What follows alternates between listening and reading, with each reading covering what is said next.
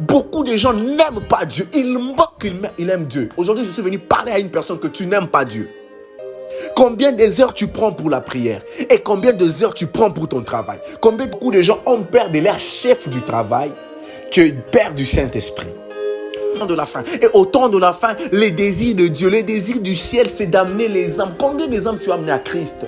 Dit que vous priez, vous ne recevez pas parce que vous priez mal dans le désir de satisfaire vos passions. C'est ce que beaucoup de gens sont en train de faire. Quitter dans les passions. Dieu, ce n'est pas quand tu es crise et puis tu pries et tu as l'argent. L'amour de Dieu, ce n'est pas quand tu as besoin de voyage, quand tu as besoin de travail et puis tu pries, tu as la chose que tu es en train de chercher. Ce n'est pas ça l'amour de Dieu. Ce n'est pas ça l'amour de Dieu. Aujourd'hui, beaucoup de gens respectent ce que le chef du travail dit, mais ils ne respectent pas ce que le Saint-Esprit dit. Beaucoup de gens ont peur des hommes que du Saint-Esprit. Aujourd'hui, les gens passent beaucoup de temps sur une couverture de l'entreprise, mais ils passent peu de temps sur la couverture du Saint-Esprit. Pendant que Élie a prié, Élie a fait des déclarations. Il a dit à Dieu, toi qui sais comment retourner leur cœur, que le feu descende. Et le feu était descendu. J'aimerais dire à une personne qu'à chaque fois la Bible est en train de nous parler qu'un homme était en train de prier, la Bible nous montre toujours comment la qualité de la soif que cette personne avait, pas d'abord pour son bien, mais pour une génération, pour d'autres choses. J'aimerais dire à une personne, ne prie pas seulement parce que tu as un problème, je l'ai toujours répété. Bien-aimé, aujourd'hui, beaucoup de gens ont peur des hommes que du Saint-Esprit.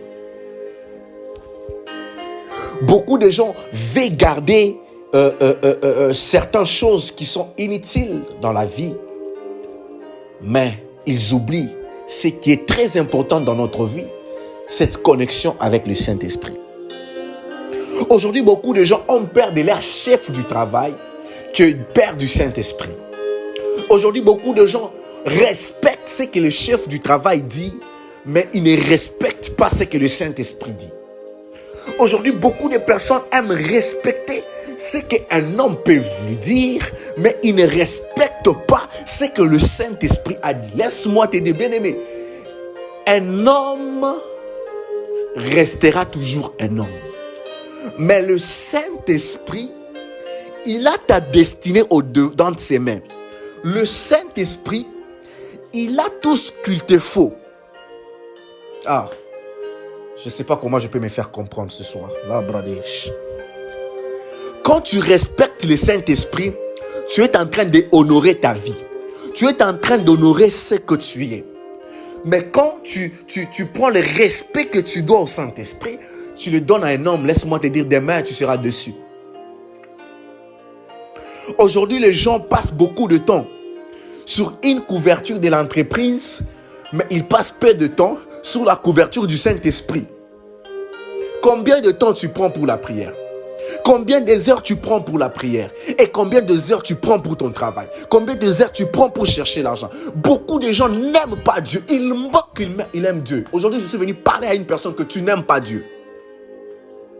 Aujourd'hui, je suis venu dire à une personne que tu n'aimes pas Dieu. Tu n'as pas l'amour de Dieu. Si tu avais l'amour de Dieu, tu n'aurais pas à avoir de raison. Si tu avais l'amour de Dieu, tu n'aurais pas mettre quelque chose devant pour parler à Dieu, devant pour chercher Dieu, devant pour dire des choses à Dieu, devant pour donner ton cœur à Dieu, devant pour faire des choses pour le Seigneur.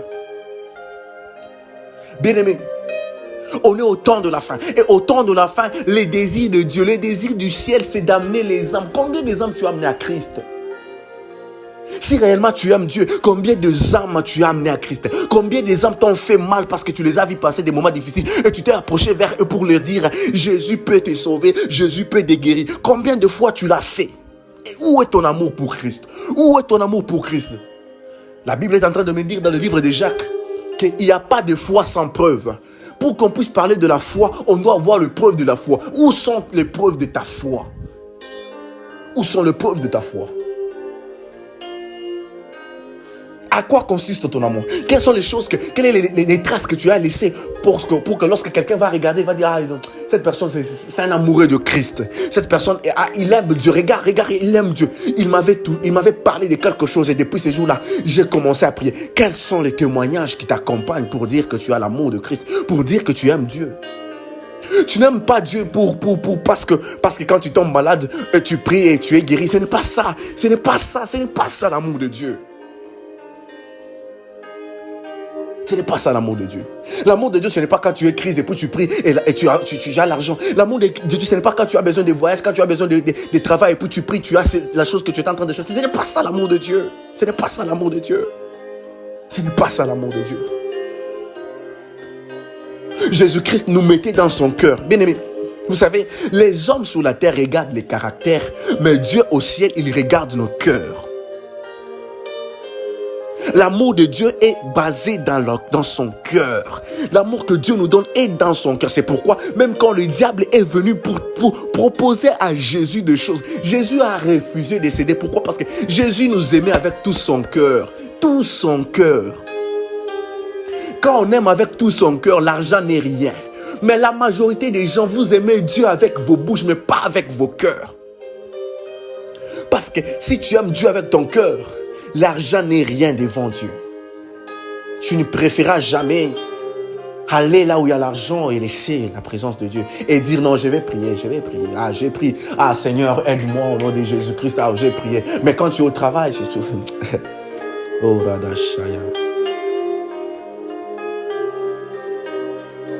Est-ce que tout ce que Dieu fait dans ta vie et la manière que tu pries, tu trouves ça que c'est égal? Tout ce que Dieu a fait dans ta vie, ta marche, ton parcours, tout ce que Dieu est en train de manifester dans ta vie, quand tu regardes ça et tu regardes ta vie de prière, est-ce que tu trouves que c'est égal? Bien, mais grandissons.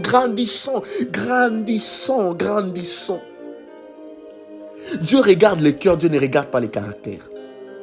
Le cœur des gens qui lui sont fidèles, le cœur des gens qui sont prêts à tout pour lui, le cœur des gens qui sont prêts à laisser des choses pour lui. Mais aussi longtemps que nous avons deux mains, l'autre qui tient l'argent et l'autre qui cherche Dieu. Ah, bien-aimé. On sera là en train de tourner en rond. Oh, moi, Dieu ne me bénit pas. J'ai fait beaucoup de prières. Je n'ai rien vu. Est-ce que ton cœur là est à Dieu? Ou soit tu viens à Dieu parce que tu veux d'abord voir un miracle, parce que tu veux d'abord que quelque chose puisse avancer que tu étais en train de désirer. L'apôtre Jacques est en train de nous dire que vous priez, vous ne recevez pas parce que vous priez mal dans le désir de satisfaire vos passions. C'est ce que beaucoup de gens sont en train de faire. Quittez dans les passions. Priez Dieu parce qu'il faut prier. Priez Dieu pour votre vie qui viendra. Priez Dieu pour votre esprit. Priez Dieu pour les saluts. Priez Dieu pour vos âmes. Ne priez pas d'abord pour des futilités. Quittez dans ça. Quel est l'esprit qui est en train de vous envoûter? Quel est l'esprit qui est en train de fermer vos yeux? Qui vous a dit pour vivre, il faut avoir l'argent? Qui vous a dit pour vivre, il faut avoir l'argent? Pour vivre... Oui, bien aimé encore.